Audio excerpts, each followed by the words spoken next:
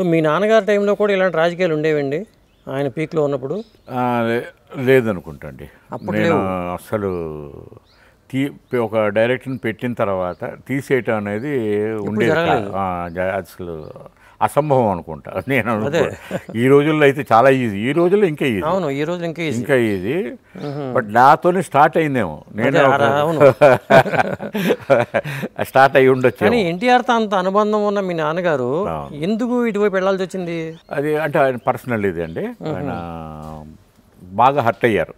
అది ఇప్పుడు మేము పెద్ద ఎన్టీ రామారావు గురించి చెప్పాలంటే అవును మంచిది కాదు. ఇప్పుడు సరే ఒక పర్సనల్గా హర్ట్ అయినప్పుడు మేమిద్దరం ఇంత క్లోజ్గా ఉండి ఇంత ఇదిగా ఉన్న వాళ్ళ ఫ్రెండ్షిప్ ఆయన మిస్అండర్స్టాండ్ చేసుకోవటం ఏంటి ఈయన అదే నేను చెప్పినప్పుడు నువ్వు ఎందుకు వినలేదని ఈయన. సో ఏదో అట్లా జరిగిపోయింది. దాదాపు ఒకే ఏజ్ గ్రూప్ అండి ఇద్దరు ఒకటే ఏజ్. సైకిల్ వేసి తిరిగారని చెప్తున్నారు కదా? అవునండి, అంతా ఒకే. ఇప్పుడు మీరు డిస్కో కింగ్ సినిమా చేశారు, అది మిథున్ చక్రవర్తి డిస్కో డాన్సర్ రీమేక్ కదా. డిస్కో కింగ్ పెద్దగా ఆడినట్లేదు కదా?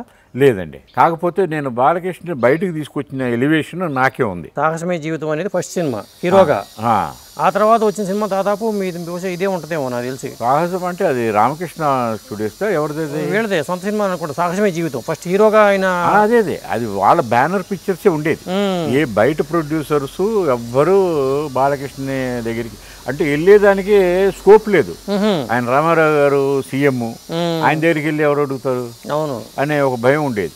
సో నేను అది బ్రేక్ చేశాను. అట్లాగా నేను వెళ్ళి చెప్పి తీసుకొచ్చాను. మంగమ్మ గారు మనవడు ఆ పిక్చర్ గోపాల్ రెడ్డిది. గోపాల్ రెడ్డికి ఫస్ట్ పిక్చర్ నేను డైరెక్ట్ చేసింది మనిషికో చరిత్ర. సో అది చాలా పెద్ద హిట్ అయ్యింది, చాలా పెద్ద హిట్. సో మీరు డైరెక్షన్ చేసింది మనిషికో చరిత్ర నాదే, చాలా పెద్ద హిట్ అది. సో అది నా ఆత్మబలం ఏదో మూడో పిక్చర్ బాలకృష్ణతో చేస్తున్నప్పుడు రామారావు గారు ఇంట్లోనే ఉన్నానండి. ఆయన ఇంట్లోనే ఉన్నాను. ఆయనతో ఏదో డిస్కస్ చేస్తున్న టైంలో ఆయన సెక్రటరీ వచ్చి, సార్ చెన్నై నుంచి ఎవరో గోపాల్ రెడ్డి, గోపాల్ రెడ్డి అంటే ఈ బాలయ్య గారు డేట్స్ కోసం అడిగారండి అని అంటే, అలాగా నంబర్ ఏంటి అన్నాడు. వాడు రాసుకోలే పాపం, సెక్రటరీ రాసుకోలే, తల గోక్కుంటున్నాడు. ఏంటి ఎందుకు రాసుకోలేదని చెప్పేసి ఈయన కొంచెం ఇదిగా చాలా ఇదిగా చెప్పాడు. సో నాకు గోపాల్ రెడ్డి బాగా ఇది, సార్ నేను మామయ్య గారు అంటాను, మామయ్య గారు నాకు నంబర్ తెలుసు అని చెప్పి నేనే ఇచ్చా.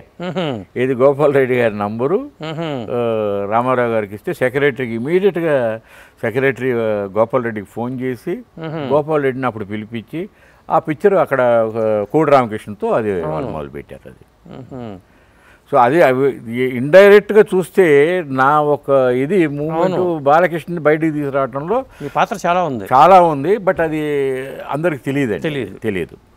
ఆయనకి పెద్ద హిట్ మంగమ్మ గారు, దాంతోనే ఎక్కడికో వెళ్ళిపోయాడు బాలకృష్ణ అనేవాడు. ఇలాంటి ఇంట్రెస్టింగ్ వీడియోస్ కోసం తప్పకుండా మా ఛానల్ని సబ్స్క్రైబ్ చేయండి.